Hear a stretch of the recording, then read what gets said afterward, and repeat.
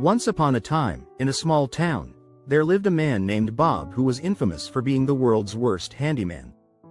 Bob had a unique talent. He could turn any simple household fix into a comedy of errors. One day, Bob's neighbor, Mrs. Jenkins, asked him to help fix her squeaky kitchen door.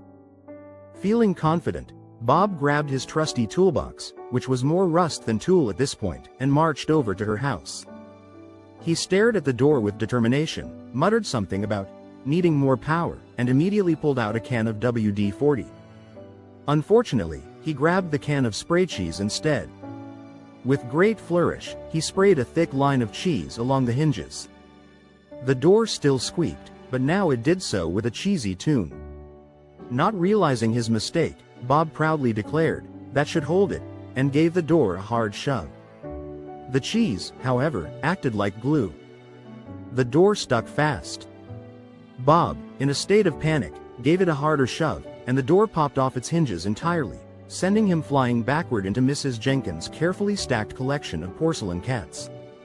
Mrs. Jenkins, witnessing the whole fiasco, couldn't decide whether to laugh or cry. Bob, covered in cheese and shattered porcelain, stood up and said with a grin, "Looks like it needed more cheese." From that day on, Mrs. Jenkins' kitchen door had a new nickname, the Cheddar Gate. And Bob, well, Bob decided to leave the handyman business for good. The town collectively breathed a sigh of relief, and Bob went on to become a successful cheese sculptor. After all, everyone has their talents.